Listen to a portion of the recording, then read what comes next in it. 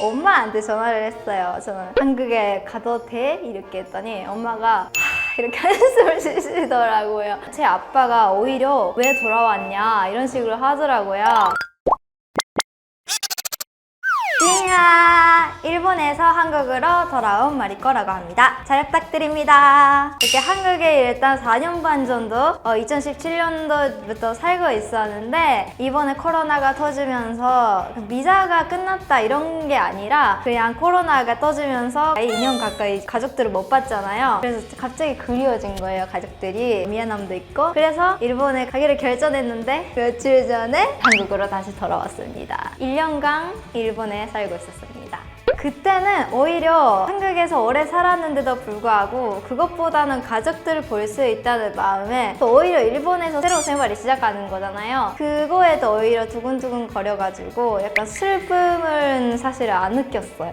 진짜 저는 오히려 일본이 외국 같았어요. 한국에 오래 살았다 보니 게다가 2년 동안 일본에 못 갔던 상황이라 일본 자반기나 이런 거 있잖아요. 이런 걸 보면서 사진 찍거나 이러면서 편의점에서도 이렇게 사진 찍거나 그랬었어요. 아예 생각을 못했어요. 아예. 왜냐하면은 그때 당시에는 그냥 일본에서 제가 혼자 살아본 적도 없고 진짜 사회생활을 일본에서 보낸 적이 아예 없다 보니 약간 도쿄라는 대도시, 큰 도시잖아요, 도쿄가. 제가 시골에서 살았다 보니 그런 데서 생활을 할 수 있다고 하면은 진짜 재밌을 것 같다. 그렇게 되게 느껴서 간 거예요. 갑자기 제가 일본에서 생활을 하다가 좀 여러 가지 힘들었어요. 왜냐면은 제가 완전 기억한다 그래서 일본에 갔는데 약간 한국에서 20대를 다 보냈다 보니 한국의 생활에 되게 적응된 거예요. 게다가 도쿄라는 것이 되게 복잡하고 뭔가 진짜 바쁜 거예요. 일단 도쿄 자체가 되게 살기가 많이 저한테는 안 맞았어요. 그렇다 보니 일본에서 열심히 한다라는 말을 했었는데 제 몸이 안 되더라고요. 이제 스트레스가 많이 쌓여가지고 제 유튜브에서도 사람들한테 저는 완전 귀국한다 이런 식으로 말하고 갔거든요. 진짜 민망하죠 지금. 그래서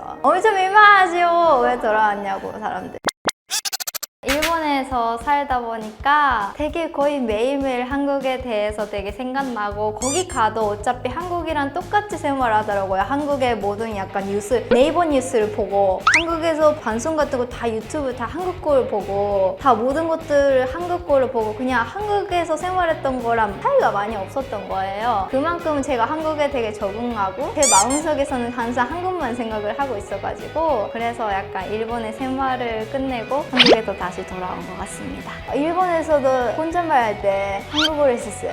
좀 더 한국어를 보고요. 좀 화를 냈을 때는 몰래 한국어를 해요. 좀 빡쳤을 때. 한국에 제일 그리웠던 게 제가 12시 넘으면 배고파져요, 밤에. 그렇게 됐을 때 배달을 시키려고 그러는데 12시가 되면 아예 막아놔. 가게 자체가 아예 한 2개 정도밖에 없는 거예요. 아마 원래부터 이렇게 약간 우바이츠라는 앱이 있는데 일본에서 예를 들어 페미니랑 똑같은 거예요. 그러니까 한국은 어디 막 새벽에 이렇게 주문을 해도 어디든 많이 있잖아요, 가게들이 주변에. 그래서 너무 배고파 미친 거예요, 밤에. 배달이 진짜 제일 그리웠고 음식이 제일 그냥 그리웠던 것 같아요. 그래서 그냥 거기서도 일본에서도 한국 음식을 먹고 있었어요. 저 신라면 40개 사가지고 막 엄청 사가지고 그냥 너무 기분이 좋죠. 얼굴 보면 알잖아요. 너무 기분이 좋아요, 지금. 어떻게 표현할 수가 없어요, 지금. 마음에 걸리는 게 뭐냐면 제가 가족들을 보고 싶어서 일본에 간다고 했잖아요. 근데 또 다시 가족을 두고 이렇게 외국에 오다 보니 저 그것만 마음에 걸리더라고요. 그때 엄마한테 전화를 했어요. 저는 한국에 가도 돼? 이렇게 했더니 엄마가 이렇게 한숨을 쉬시더라고요. 제 아버지는 그 전부터 둘이서 이렇게 캠핑카 타고 있을 때 아버지가 너 마리코 너 한국에 안 가냐? 계속 이러더라고요. 아버지도 알고 계셨던 것 같아요. 본인이 제일 몰랐어요.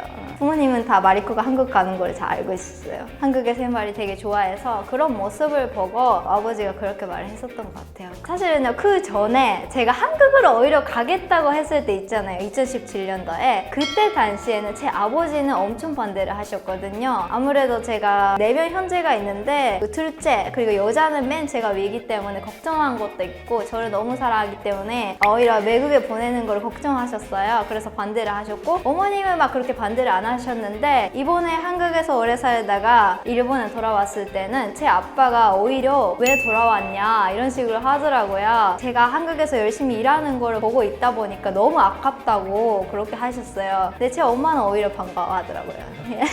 제 아버지가 반대를 한 이유가 아무것도 목표도 없이 계획도 없이 그냥 가는 줄 알고 제 아버지가 이제 선생님이시거든요. 그래서 좀 그런 것에 좀 엄격하셔가지고 제가 아무것도 계획 없이 가는 거 아니냐라는 걸로 반대를 하셨는데 그걸 어떻게 설득했냐면 제가 책을 만들었어요. 한국에 가서 한국에 간 후에 뭘 할지 약간 한국의 생활이 적응이 안 되면 어떻게 할지 그런 걸 싹 다 이렇게 워드 같은 걸로 적어놨고 이렇게 책같이 만들고 아버지 그냥 방에 둬놨어요. 그랬더니 아무 말도 없이 반대 안 하게 됐어요. 갑자기. 한국 이미지는 두 분 다 한국을 되게 좋아하셔가지고 제가 어렸을 때부터 뭐 때문에 한국을 좋아하게 됐냐면 제 어머니 때문이거든요. 어머니가 원래 한국을 좋아하셔가지고 제 가족은 해외여행 가면 무조건 한국이었거든요. 배현진님 그것 때문에 그리고 천국의 계단 때문에 아버지는 그냥 엄마 따라가서 그냥 겨울 연가 천국의 계단 이렇게 관광지를 돌아다니면서 한국을 많이 알게 된 것도 있지만 그것보다는 제가 한국에 살기 전에 둘이서 많이 여행을 갔었어요. 그래서 한국에 대해서 약간 그런 이상한 그런 생각 같은 건 다양히 없었고 이게 갑자기예요. 정말 2, 3년 전부터 오히려 한국에 대해서 잘 몰랐던 친구들이었는데 갑자기예요. 뭔가 일본에 뜬 거예요. 뭔가 한국의 약간 문화라는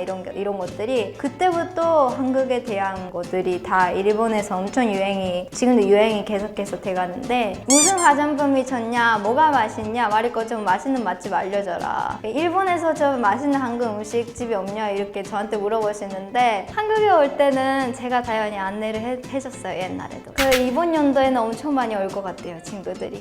저는 일본 친구들한테 일단 소개를 하고 싶은 한국의 장소가 익선동.